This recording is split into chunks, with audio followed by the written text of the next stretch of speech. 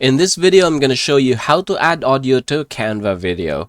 So first things first, I'm just going to show you what I have right here. So basically, this is the file that I have.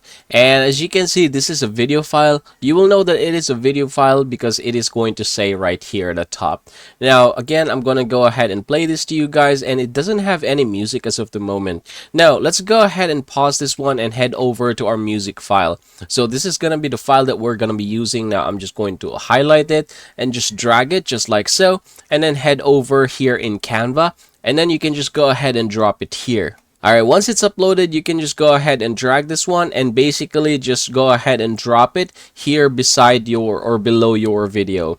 So here is the file itself. Now, if you want to make adjustment, go ahead and click this dots here, and then you should be able to see the adjust button. Go ahead and click that one, and then you can go ahead and basically adjust it by dragging the file itself, and say for example choose a starting point, like for example like that, and once you're satisfied, just go ahead and click anywhere in order to apply the changes.